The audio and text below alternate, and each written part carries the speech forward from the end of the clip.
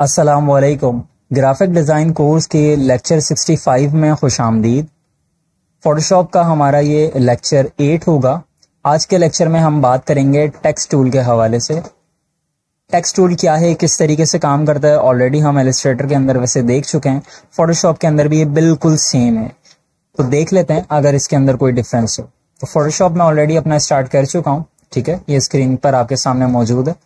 अब यहाँ पर मुझे टी का बटन दबाना है, या ये जो टूल बार है, यहाँ से आप टेक्स्ट टूल को इस तरीके से सेलेक्ट कर सकते हैं। यहाँ पर ये मौजूद है, ठीक है। अब बेसिकली टेक्स्ट टूल हमने सेलेक्ट कर लिया, लेफ्ट क्लिक कर दें आर्टबोर्ड के ऊपर, तो ये देखें ये कुछ रैंडम टाइप कर देगा, या हो सकता है आपके पास सिर्फ और सिर्फ इस तरीके से ब्लिंक करना शुरू हो जाए। तो आपने अब ये मान लेना है कि आपका टेक्स्ट टूल एक्टिव हो चुका है। अब आप जो भी टाइप करेंगे वो टाइप होगा। फॉर एग्जाम्पल मैं यहाँ पर लिखता हूँ ग्राफिक डिजाइन, तो अब ये देखें ये मैंने ग्राफिक डिजाइन यहाँ पर लिख लिया। अब ये मेरा जो टेक्स्ट था कंप्लीट हो गया। अब मुझे सिलेक्शन मोड से बाहर आना है, तो मैं दूसरा कोई टूल सेलेक्ट कर लूंगा। लेट्स से मैंने यहाँ पर मूव टूल सेलेक्ट कर लिया, तो अब मैं टाइपिंग इफेक्ट से बाहर आ चुका हूँ, ठीक है। तो अब यहाँ पर इसको मैं मूव टूल के जरिए मूव कर सकता हूँ। दूसरा तरीका टाइपिंग मोड से बाहर आने का क्या है, मैं उसको रिपीट कर देता हूँ दोबारा से। वो लेयर मैंने डिलीट कर दी, टेक्स्ट टूल लिया, क्लिक किया, टाइपिंग मेरी आ गई। दोबारा से मैं टाइप कर रहा हूँ ग्राफिक डिजाइन। और अब अगर जैसे फॉर एग्जांपल मैं शॉर्ट की से मूव टूल सेलेक्ट करना चाह रहा हूँ, तो मूव टूल की शॉर्ट की है वी। अब अगर मैं वी प्रेस करता हूँ तो वो तो टाइप हो जाता है। तो अब मैं मूव टूल किस तरीके से सेलेक्ट करूँ, तो उसके लिए मुझे इस राइटिंग मोड से बाहर आना पड़ेगा। तो राइटिंग मोड से बाहर आने का तरीका ये है कि या तो माउस से दूसरा टूल सेलेक्ट कर लें, लेकिन अगर आप माउस को नहीं छूना चाह रहे तो कंट्रोल एंटर प्रेस कर दें, तो आप ये टाइपिंग इफेक्ट से बाहर आ जाएंगे। और अब वी का बटन दबाएंगे तो वी के बटन से आपका मूव टूल सेलेक्ट हो जाएगा। तो ये तरीकेकार है राइटिंग मोड से बाहर आने का, या तो माउस से या तो कंट्रोल एंटर से। प्रॉपर्टीज देख लेते हैं टेक्स्ट टूल की। तो ये देखें सिंपल बिल्कुल उसी तरीके की प्रॉपर्टीज हैं। यहाँ से आप अपना फॉन्ट चूज कर सकते हैं, यानी कि टाइप फेस, राइटिंग स्टाइल जिसे हम कह सकते हैं, ठीक है। ये यहाँ पर मुख्तलिफ किस्म की चीजें हैं। आगे इसका फॉन्ट का वेट है। लेट्स से मैं इसको वापस मॉन्टसेरेटी सेलेक्ट करता हूँ, और यहाँ पर अब इसका फॉन्ट का वेट है बेसिकली, यानी कि इस फॉन्ट के अंदर कितनी फैमिलीज हैं, थिन है, एक्स्ट्रा लाइट है, लाइट है। ऑलरेडी यकीनन हम ये सारी चीजें अपना अपना इलस्ट्रेटर के अंदर देख चुके हैं। तो ये इसका वेट है, फॉन्ट वेट। फॉन्ट साइज है नेक्स्ट हमारे पास 75 पॉइंट्स है इस वक्त। मैं इसको कम कर सकता हूँ, ठीक है। लेट्स से मैं 35 यहाँ पर टाइप कर देता हूँ और एंटर कर देता हूँ, तो ये 35 हो गया। शिफ्ट का बटन दबाऊंगा और अबव अप एरो दबाऊंगा, ऊपर वाला एरो बटन, तो ये 10 पॉइंट इंक्रीज करेगा। शिफ्ट का बटन दबा के रखूंगा और डाउन एरो दबाऊंगा तो 10 पॉइंट्स डिक्रीज करेगा। और अगर एक एक पॉइंट इंक्रीज डिक्रीज करना है तो शिफ्ट का बटन नहीं दबाऊंगा, सिर्फ अप एरो की दबाता रहूंगा, तो एक एक पॉइंट बढ़ता रहेगा। और अगर कम करना है तो डाउन एरो की एक एक बार दबाता रहूंगा, तो ये एक एक पॉइंट कम करता रहेगा, ठीक है।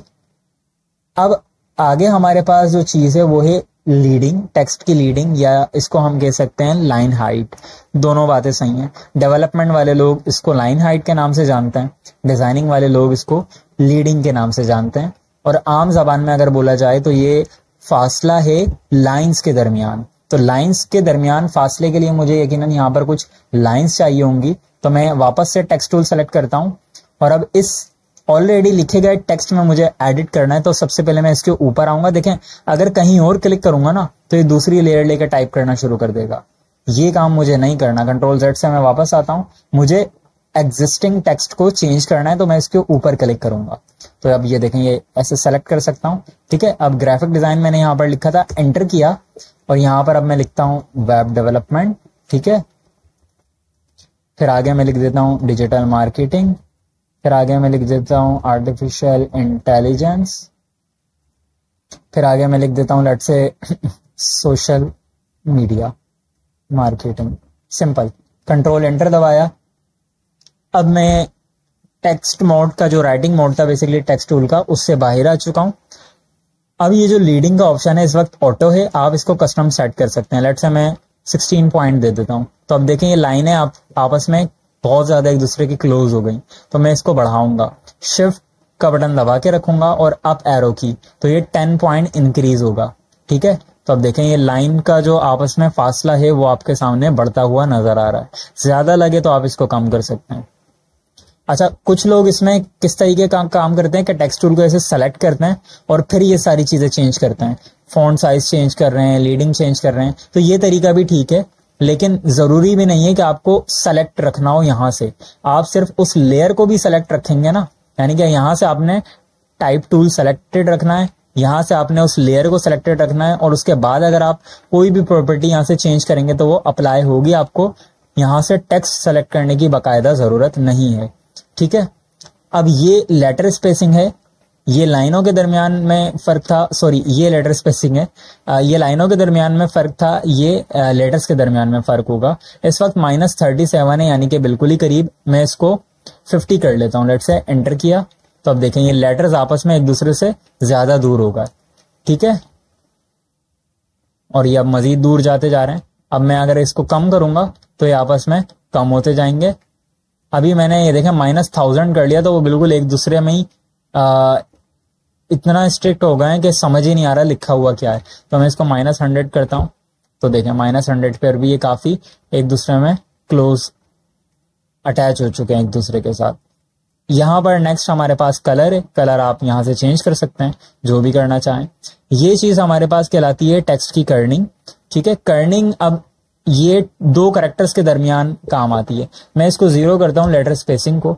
ठीक है, अब यहां पर आपने इन 2 लेटर्स के दरमियान कर्निंग सेट करनी है, तो उन 2 लेटर्स को सेलेक्ट करना होगा। अक्सर ऐसा होता है, फॉर एग्जाम्पल ये देखें, ई और वी का फासला देखें कम नजर आ रहा है, आपको लग रहा है कि जैसे कम है फासला, लेकिन पी और एम का फासला ज्यादा नजर आ रहा है। ये बेसिकली इस वजह से होता है कि ये जो लेटर्स की शेप है ना, इन शेप की वजह से होता है।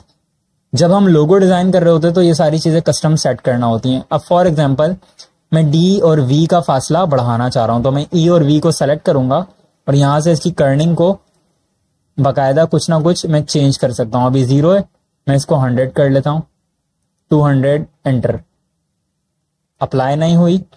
मैं इसको 10 करता हूं, लेट से, स्टिल अप्लाई नहीं हुई। ओके,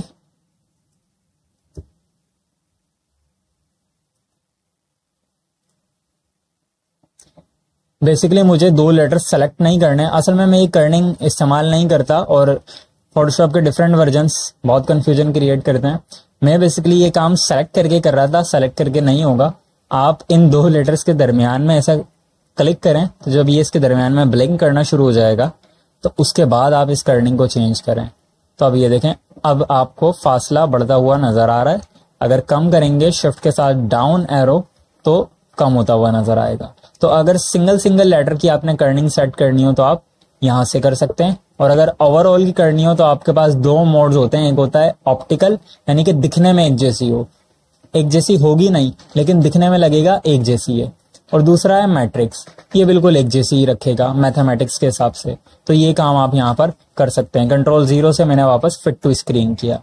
नेक्स्ट हमारे पास अलाइनमेंट है, तो इस वक्त सेंटर था, मैं इसको लेफ्ट कर सकता हूँ, सेंटर कर सकता हूँ, राइट अलाइन कर सकता हूँ। ठीक है, और यहाँ पर ये जस्टिफाइड अलाइनमेंट है, ये नॉर्मल टेक्स्ट में नहीं होती, ये पैराग्राफ में होती हैं। उसका भी मैं आपको क्रिएट करके दिखाऊंगा कि पैराग्राफ क्या है, किस तरीके से क्रिएट होते हैं। ठीक है, सेम प्रॉपर्टीज आपके पास ऊपर भी नजर आ रही हैं, लेकिन हो सकता है जो वर्जन आप इस्तेमाल कर रहे हो उसमें ऊपर नजर ना आए। तो ये सारी वेरिएबल थिंग्स हैं, इनको आप जहन में रख सकते हैं। एक और चीज है, टेक्स्ट टूल हमने लिया और टेक्स्ट सेलेक्ट कर लिया। अब की बार मैंने सेलेक्ट कर लिया। अब अगर मैं कीबोर्ड से कंट्रोल टी प्रेस करूंगा तो देखें बाउंडिंग बॉक्सेस शो नहीं हो रहे, ना ट्रांसफॉर्म कंट्रोल शो हो रहे हैं, बल्कि कंट्रोल टी दबाने से तो एक करेक्टर पैनल मेरे पास आ चुका है। अगर ऑब्जेक्ट पे कंट्रोल टी दबाएंगे या इस टेक्स्ट को सेलेक्ट ना करें, let's say move tool select करें, अब अगर आप कंट्रोल टी दबाएंगे तो देखें अब ये बाउंडिंग बॉक्सेस वाला काम कर रहा है। ठीक है, लेकिन अगर आप टेक्स्ट टूल को सेलेक्ट रखेंगे और टेक्स्ट सेलेक्ट करके कंट्रोल टी दबाएंगे तो ये करेक्टर पैनल को शो और हाइड कर रहा है। तो ये थोड़ा सा डिफरेंस है। अब इसके अंदर मजीद कुछ ऑप्शन है, सेम वही है। ये फॉन्ट का आ गया, ये वेट का आ गया, ये साइज आ गया, ये लीडिंग आ गई, ये लेटर स्पेसिंग आ गई, तमाम चीजें वही हैं। नीचे कुछ चीजें थोड़ी सी मुख्तलिफ हैं। फर्स्ट वाली है बोल्ड, इसको सेलेक्ट करूंगा थोड़ा सा बोल्ड हो जाएगा। जो भी ये सारी चीजें मैंने सेलेक्ट की हुई हैं। ऑल कैपिटल, अभी ये एक्टिव है, इसको मैं बंद कर दूंगा तो ये देखें ये नॉर्मल टेक्स्ट टाइपिंग हो गया। अब जो शिफ्ट के साथ टाइप करूंगा सिर्फ वही कैपिटल होगा, बाकी सब स्मॉल होंगे, ठीक है। लेकिन अगर मैं इन तमाम को सेलेक्ट करके ये ऑल कैप्स को प्रेस कर दूंगा तो आप छोटा टाइप करें या बड़ा, वो कैपिटल में ही टाइप होगा, ठीक है। ये हमारे पास इटैलिक है, टेक्स्ट इटैलिक, ठीक है। ये है हमारे पास चलें इसको देख लेते हैं, small caps. Small caps basically formulas लिखने के काम आता है। लेट्स से H2O, ठीक है। H2O बेसिकली पानी का फार्मूला है, लेकिन इसके अंदर क्या होता है, 2 जो है वो छोटा सा नीचे की तरफ होता है। तो आप 2 को सेलेक्ट रखें और यहां पर ये इसको क्लिक कर दें तो ये बेसिकली इस तरीके से अप्लाई कर देगा। अभी इसने अप्लाई नहीं किया, सॉरी, स्मॉल कैप्स था ये, मैंने थोड़ा सा कंफ्यूजन क्रिएट कर दिए। असल में हो जाता है ऐसा। ये बेसिकली ये है, ये देखें मैंने नाम लिखा है हसनैन। अब अगर मैं ये काम करूंगा ना तो ये देखें ये जो छोटे वाले लेटर्स थे ना इन सब को कैपिटल कर देगा, लेकिन साइज पहले वाले लेटर से कम रखेगा। देखें दोबारा से नोटिस करें, ठीक है, सब कैपिटल होगा लेकिन पहले वाले से साइज कम है। जबकि इस वाले में क्या हो रहा था, साइज भी एक जैसा हो रहा था, ऑल कैपिटल भी हो रहे थे लेकिन साइज एक जैसा हो रहा था। तो अगर आपको ऑल कैपिटल करना है लेकिन पहले वाले का फॉन्ट बड़ा रखना है और बाकी का छोटा, तो आप ये वाला इस्तेमाल कर सकते हैं। बाकी वो जो सुपर स्क्रिप्ट और सब स्क्रिप्ट की मैं बात बता रहा हूँ वो आगे है। फॉर एग्जाम्पल मैं यहाँ पर 2 फार्मूलाज लिखता हूँ। H2O ये हमारे पास पानी का फार्मूला है, और CS4 ये अल्लाह जाने किस चीज का फार्मूला है। चले मैं फर्स्ट, यानी कि ये पोजीशन इस तरीके से लिखते हैं ना। तो अब देखें फर्स्ट में ST ऊपर की तरफ होता है, यानी कि सुपर स्क्रिप्ट। तो ये यहां पर ऑप्शन मौजूद है, ठीक है। इसको क्लिक कर दें तो देखें ST छोटा होकर ऊपर चला गया। H2O में 2 नीचे होता है, यानी कि सब स्क्रिप्ट। तो यहां पर ये छोटा सब स्क्रिप्ट नजर आ रहा है। तो अब ये देखें H2O और ये फर्स्ट हो गया आपके पास बिल्कुल सेम। ये बेसिकली कुछ कहानी है।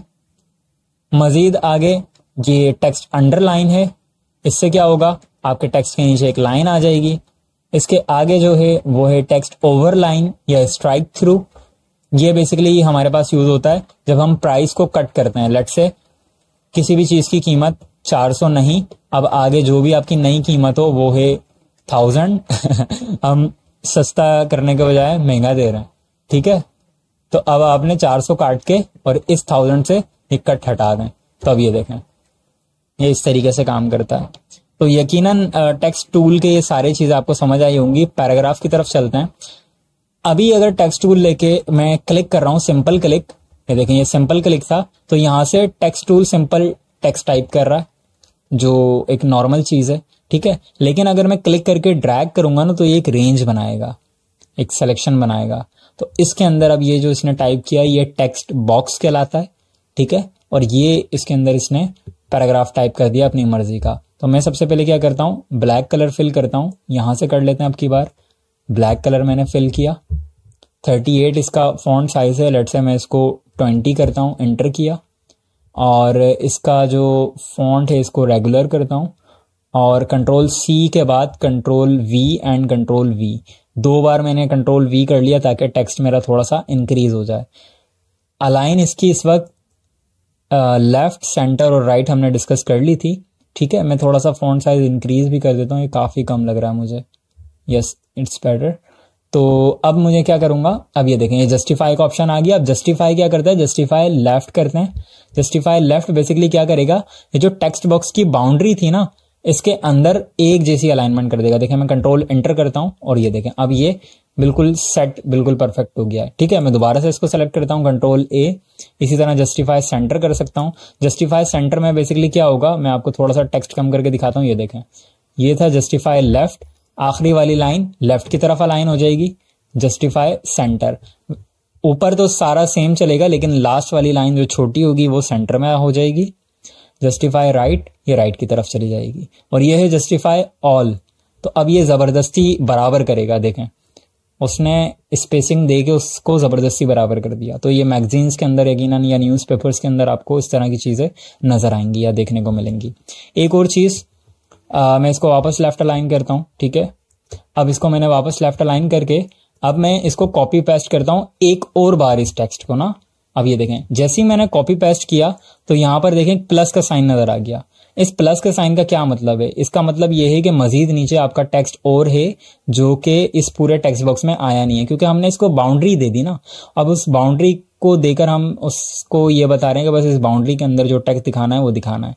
तो अब इसको हैंडल करने के लिए या तो आप इसका फॉन्ट साइज कम करें या तो टेक्स्ट बॉक्स का एरिया बढ़ाएं, यानी कि इसका साइज बढ़ाएं। तो मैं यहाँ से ऐसे नीचे की तरफ ड्रैग करूंगा और फॉन्ट साइज को भी थोड़ा सा कम करता हूँ। लेट्स से मैं इसको 24 करके एंटर करता हूँ। तो अब देखें वो प्लस का बटन चला गया और तमाम का तमाम डेटा मेरा इस टेक्स्ट बॉक्स के अंदर आ चुका है, ठीक है। तो ये हमारी कुछ टेक्स्ट टूल से रिलेटेड बात थी। कोई भी कंफ्यूजन हो आप पूछ सकते हैं।